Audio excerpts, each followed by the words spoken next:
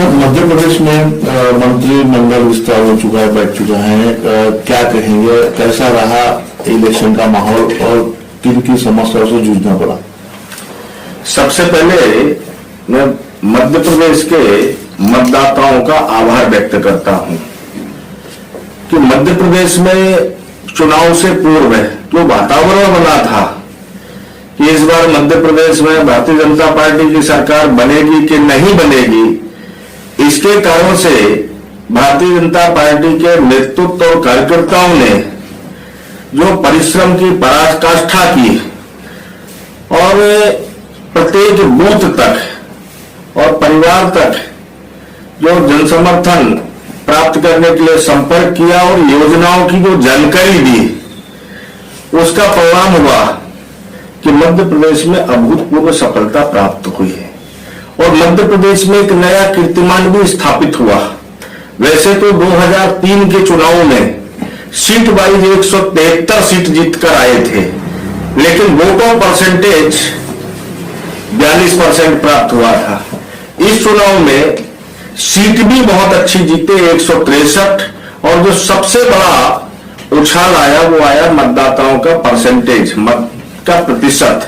इस बार 48.55% मत प्राप्त हुआ।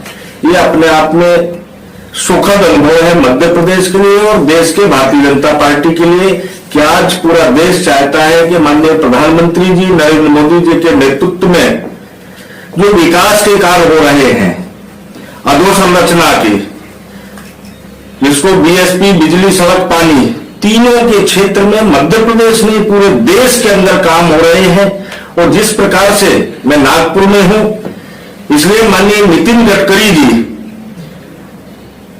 जिस प्रकार से उनका विजन है, तो लोग कहते हैं आप तो प्रपोजल बना करके लाइए, पैसे की चिंता मत करो। और हास प्रयास में गडकरी जी कहते हैं कि आप जितना वजन अपना कम करोगे उतने 100 करोड़ रुपया विकास के लिए देंगे। उसका परिणाम है कि जो कल्पना पंडित अटल बिहारी वाजपेयी जी की थी कि गांव-गांव पक्की सड़क से जुड़े और शहर स्वर्णिम चतुर्भुज योजना के माध्यम से आज पूरे देश में प्रत्येक प्रदेश में 4 लेन, 6 लेन, 8 लेन का जाल फैल गया है। नागपुर कैसा था 2000 के पहले, आज कैसा है। इसलिए भारतीय जनता पार्टी का जो नेतृत्व है, माननीय प्रधानमंत्री जी उसके आइकॉन हैं, को पूरे समय देश के लिए जीते हैं। और जो भारतीय जनता पार्टी या भारतीय जनसंघ की जो विचारधारा रही है कि दरिद्र नारायण, नर नारायण की सेवा, जहां एक और भारतीय जनता पार्टी का जो प्रतिनिधि जहां पर जो जिम्मेदारी मिलती है उसको बड़े कुशलता से निर्वहन करते हैं, अधोसंरचना के काम भी अच्छे से करते हैं और लोक कल्याण की योजनाएं भी नीचे तक पहुंचे, जिसका एक सीधा सा उदाहरण है कि पूर्व प्रधानमंत्री जी ने एक बार लाल किले की प्राचीर से बोला था कि दिल्ली से हम 1 रुपया भेजते हैं 15 पैसा पहुंचता है, पर आज आदरणीय प्रधानमंत्री जी एक क्लिक से अगर बटन दबाते हैं तो देश के अंदर किसान सम्मान निधि 100 की 100% नीचे तक पहुंचती है। ये भारतीय जनता पार्टी के नेतृत्व का काम है। इसलिए जनता का आशीर्वाद, समर्थन सब प्राप्त है। सर, चुनाव के दरमियान जो दिग्गज नेता होते, जब इसका चुनाव के जो आखिरी चरण था उस समय अच्छे अच्छे दिग्गज भी जब एकदम पाला छोड़ दिया, नीचे गिर गए, हार गए, तो किस तरह का धक्का पार्टी को लगा है? भारतीय जनता पार्टी बहुत विश्वास से भरी रहती है। भारतीय जनता पार्टी पूरे 5 साल काम करती है, इसलिए भारतीय जनता पार्टी को कभी धक्का नहीं लगता। चिंता इस बात की होती है कि हमारा कार्यकर्ता वो कितना बड़ा है या छोटा, पर पार्टी के साथ रहेगा तो उस कार्यकर्ता का हित रहेगा। बाकी तो भारतीय जनता पार्टी अपने मिशन पे आगे बढ़ती रहती है। अभी आने वाले समय में मंत्रिमंडल बदले, आपकी तरफ भी वन विभाग का जिम्मेदारी दी गई है, तो वन क्षेत्र में किस तरह के कार्य करेंगे क्या है, क्योंकि टूरिज्म एक मध्य प्रदेश भी कहा जाता है, वहां पे यहाँ से कई दूर दराज से लोग वहां पे आते हैं। तो इस बारे में उसको सौंदर्यीकरण करने के लिए आपका आगे क्या राय रहेगी? एक तो भारतीय जनता पार्टी मंत्रिमंडल का विस्तार हुआ। भारतीय जनता पार्टी में मध्य प्रदेश में चूंकि विधान परिषद सदस्य की परंपरा नहीं है या सदन नहीं है, इसलिए जो विधायक बनते हैं वही वहां पर सरकार के हिस्सा होते हैं। इसलिए वो जो विस्तार हुआ उसमें विधायक ही मंत्री बने हैं।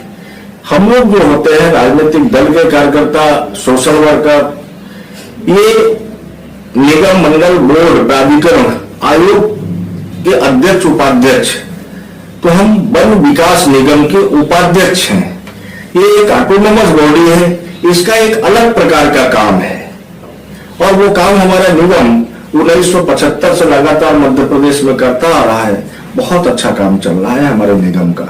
और मध्य प्रदेश पर्यटन और सांस्कृतिक और धार्मिक स्थलों से भरा हुआ है।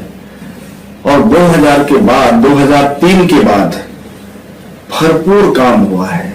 जहां 50,000 श्रद्धालु जाते थे, उदाहरण के तौर पर आज महाकाल लोक बाबा महाकाल की नगरी उज्जैन में 1 जनवरी को 8 से 10 लाख लोग पहुंचे। ऐसा आप सब चैनल के माध्यम से, प्रिंट मीडिया के माध्यम से पूरे देश में ये संदेश गया है। इसलिए मध्य प्रदेश के सभी धार्मिक और पर्यटक और सांस्कृतिक उज्जैन में 1 जनवरी को 8 से 10 लाख लोग पहुंचे। ऐसा आप सब चैनल के माध्यम से, प्रिंट मीडिया के माध्यम से पूरे देश में ये संदेश गया है।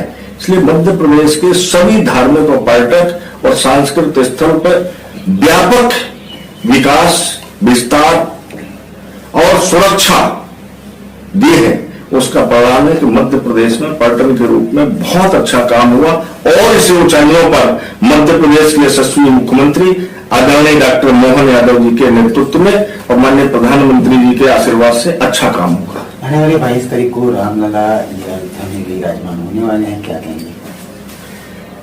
ये तो इस देश के और दुनिया के अंदर जो सनातनी हैं, जिनका इस मिट्टी से लगाव है, उस सबके लिए एक अद्भुत आनंद का क्षण है कि वो लंबा संघर्ष हुआ लगभग 500 वर्षों का और इतने सारे संघर्षों में बलिदान हुए, जो कभी सपना था, निश्चित रूप से रामलला के आशीर्वाद से वो पल के हम सब साक्षी बनेंगे। इसलिए हम सब गौरवान्वित हैं।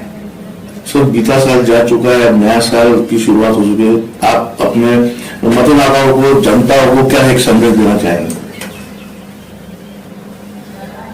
जो काम चल रहे हैं और ये काम और तेज गति से चलते रहे, मुझे विश्वास है कि 2024 के लोकसभा चुनाव में जो 19 में परिणाम आए थे, उससे भी प्रचंड बहुमत से जनता जनार्दन का आशीर्वाद मिलेगा और माननीय प्रधानमंत्री जी के नेतृत्व में फिर से देश में एक विश्वास की सरकार बनेगी और उनके नेतृत्व में अच्छा काम